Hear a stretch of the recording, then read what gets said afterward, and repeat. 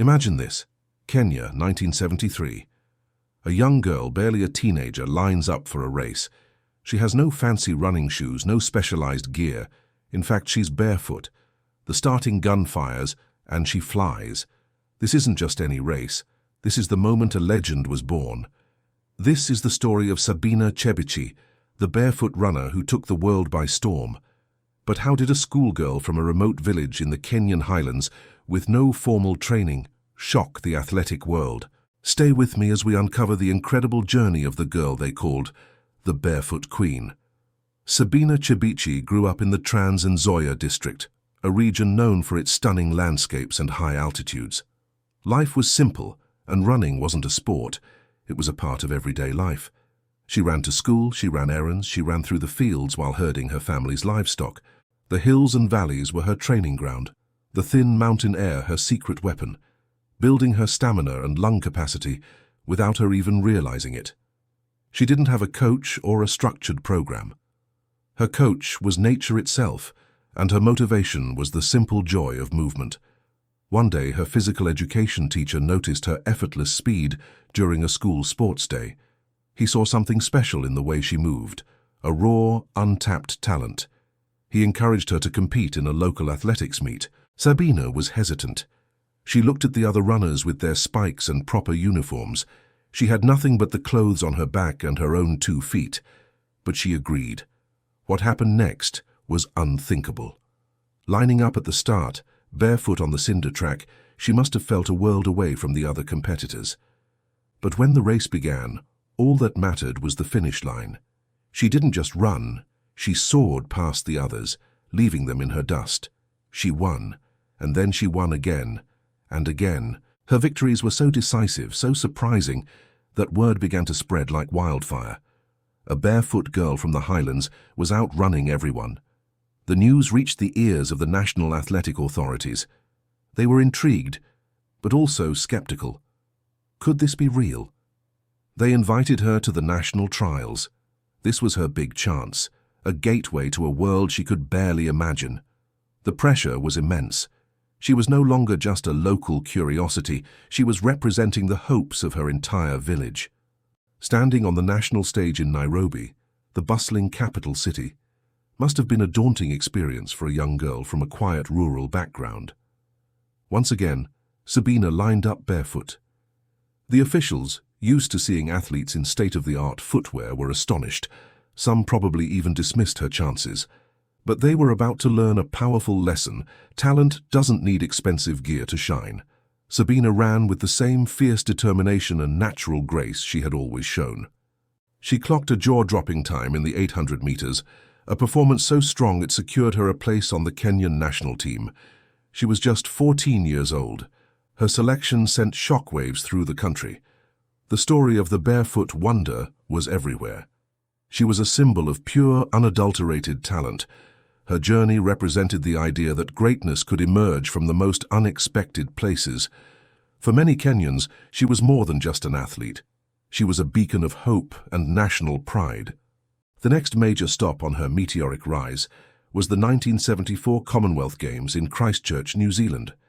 This was the international stage. Sabina, now representing her country, traveled thousands of miles from her village to a place completely foreign to her. For the first time, she was given a proper pair of running shoes. Can you imagine that feeling? After years of running free, her feet were now confined. It was a strange and uncomfortable adjustment. In a now famous interview from that time, when asked about the new shoes, her innocence and honesty shone through. She reportedly found them difficult and restrictive, a far cry from the freedom of running barefoot. It was a classic fish-out-of-water story that the media absolutely loved. The world was captivated by this young, unassuming prodigy. Despite the discomfort of the new shoes, Sabina was ready to compete. In the 800-meter final, she was up against the best in the world. The race was intense, a brutal test of speed and endurance. Sabina fought hard, her natural talent shining brightly. She crossed the finish line in third place, winning a bronze medal. It was a phenomenal achievement. A 15-year-old girl, who just a year prior was running barefoot in a village sports meet, was now a Commonwealth Games medalist. She had proven that she belonged among the world's elite. Her performance in Christchurch was historic. She became the first Kenyan woman to win a medal at the Commonwealth Games. She wasn't just a runner anymore. She was a trailblazer, a pioneer who shattered barriers and opened doors for generations of female Kenyan athletes who would follow in her footsteps. Her success inspired countless young girls across Africa to believe in their own potential. After the Commonwealth Games, Sabina continued to compete, adding more medals to her collection, including a gold at the All-Africa Games. She was a national hero. Her future seemed limitless. The world eagerly awaited her performance at the 1976 Montreal Olympics, where she was considered a serious medal contender. The stage was set for her to cement her legacy on the grandest stage of all. But then history took a different turn. In protest against the apartheid regime in South Africa and New Zealand's sporting ties with them, Kenya, along with many other African nations, decided to boycott the 1976 Olympics. Just like that, Sabina's Olympic dream was snatched away. It was a devastating blow for an athlete at the peak of her powers. We can only imagine the heartbreak of training for years for that one moment, only to have it denied by political events far beyond her control. The Olympic boycott marked a turning point in her career. The momentum she had built was disrupted. While she continued to run, the path forward became more challenging. The dazzling flame that had burned so brightly so quickly began to fade from the international spotlight. Eventually, Sabina Chebichi stepped away from the track, choosing to focus on her family and a quieter life back in her home region. So why is her story so important? Why do we still talk about Sabina Chebichi today? Because her legacy is about so much more than medals. Her story is a powerful reminder that champions can come from anywhere. It's a testament to the idea that passion, dedication, and raw talent can overcome any obstacle, whether it's a lack of resources or the skepticism of others. Sabina Chebichi broke the mold.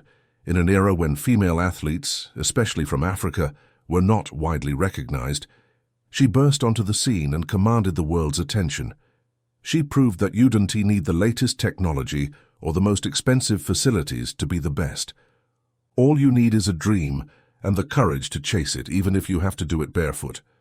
Her journey from a small village in Kenya to the podiums of international athletics is one of the most inspiring underdog stories in the history of sports.